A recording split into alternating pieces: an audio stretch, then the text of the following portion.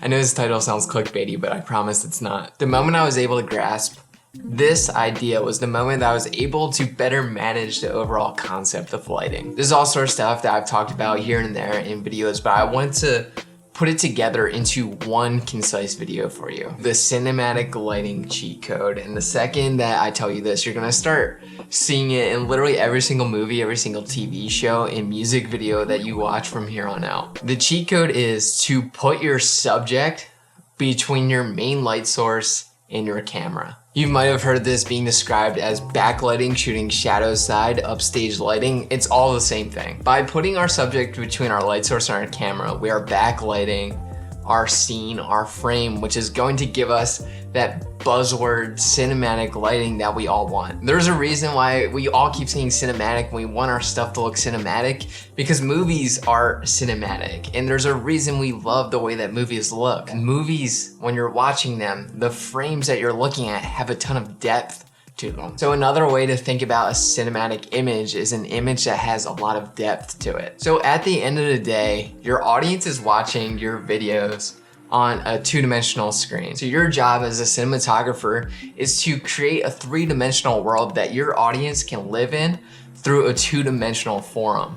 And we do that by creating depth in our frame. Lighting obviously becomes a big component in creating depth in your frame, and backlighting in particular is going to give you the most depth in your image. So what do you say we run through some examples and just cover some general backlighting tips?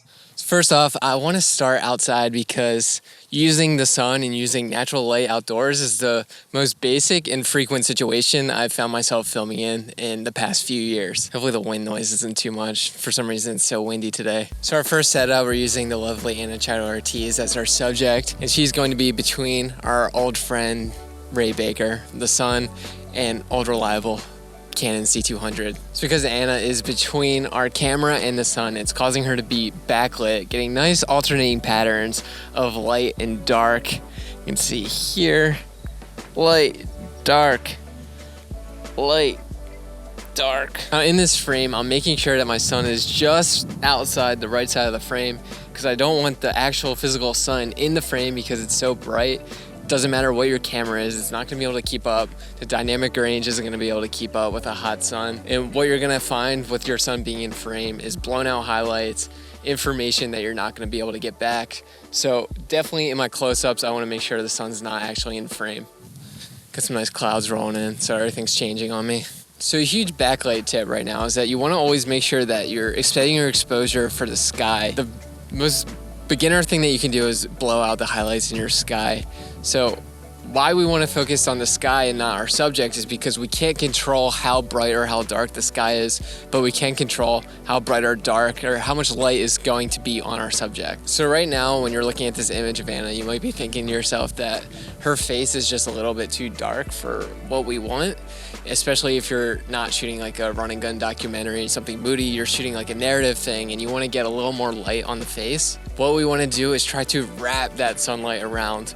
And the most basic and easiest way to do that outside when you're dealing with the sun is to bounce that light back. We lost our sun a little bit because it's behind clouds, but the easiest way to do that is with some bounce. I don't even know if we have light to bounce right now because it's so dark. So the first mistake that people make when they're bouncing light is that they'll take it and they'll try and fill the shadow side. They'll just bounce the light right back into their subject's face, right into the shadow side. But I don't like doing that because that will flatten out the image. So what I do like to do is try to just wrap that sunlight around her face. And I'm gonna put this down so I can hold up the reflector in the wind. It's like a sail.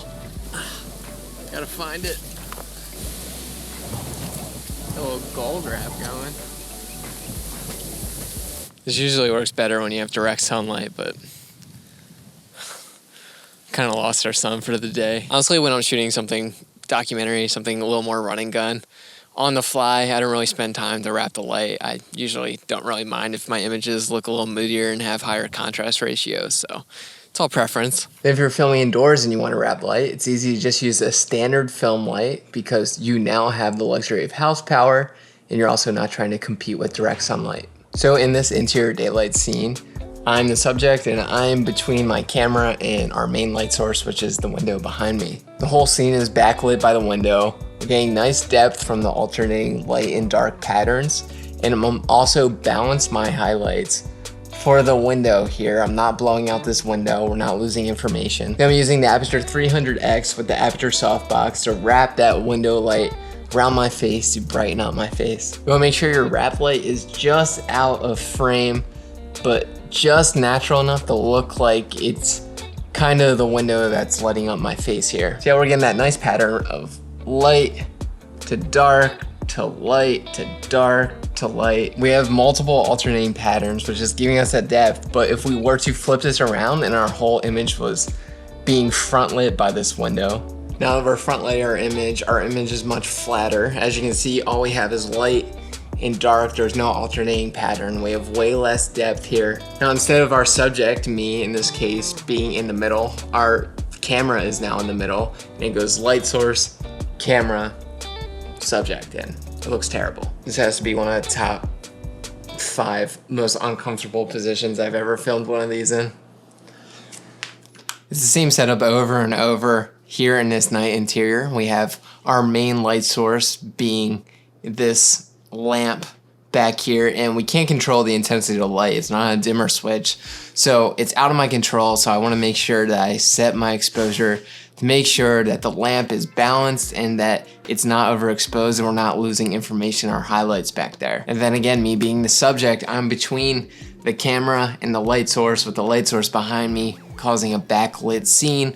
We're shooting into the shadow side of my face, creating the most amount of depth. See, here we have light, dark, light, darker, light. Because we're balancing for the lamp back there, our image is super dark right away. So what I want to do is bring in our film light. In this case, it's my Aputure 300X to help wrap that lamp light around my face, allowing the camera to be able to pick it up. So because our lamp, our motivating light source, is a tungsten color, I matched the same color temperature with my 300X to 3000 Kelvin to make it look like the light on my face is really coming from the lamp. Now, if you don't have an expensive light that can, change by color, what you're able to do is buy cheap gels that you can put in front of your light.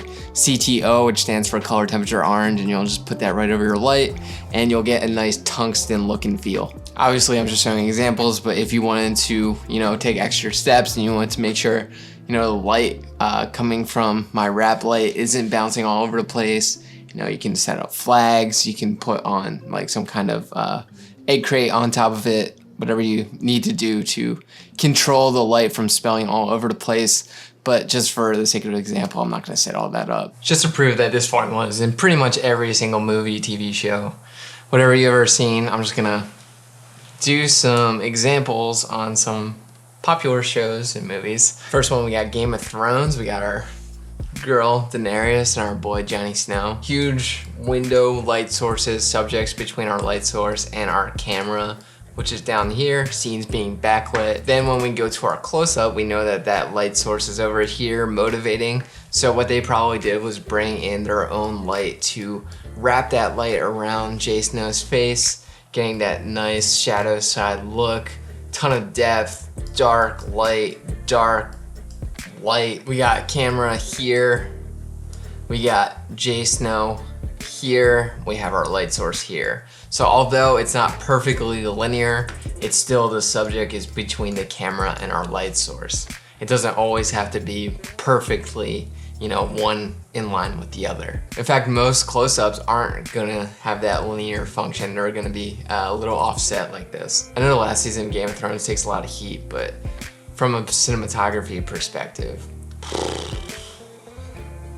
All right, so next we have one of my favorite movies of all time, 500 Days of Summer, JGL.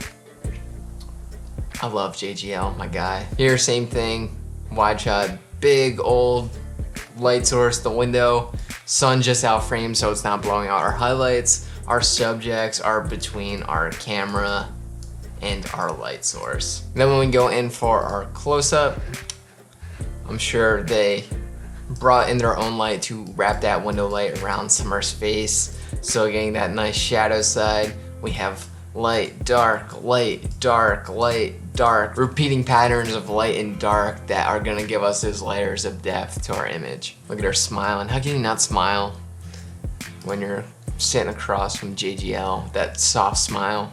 All right, so I got one last frame because you're getting the point by now, but one of my favorite movie scenes of all time, Jurassic Park. We have moonlight backlighting all of our subjects here. We're getting so many repeated patterns of light, dark, light, dark, light, dark, light, dark, light, dark. And there's just so much depth in this image. It's so beautiful. And oh man, it just takes me back, you know? But yeah, you get the point. Everything's just kind of shot the same way. Obviously, you're not gonna be backlighting every single scene 100% of the time. Sometimes it just doesn't work, it doesn't make sense. Sometimes creatively you're going for a different look, but most times this is the foundation that you want to start with, and it'll allow you to confidently walk into any room or any scene and know exactly where you at least want to start with building the lighting around your scene. So that's the cheat code. Putting your subject between your main light source and your camera. That's all. Thanks for watching. I love you.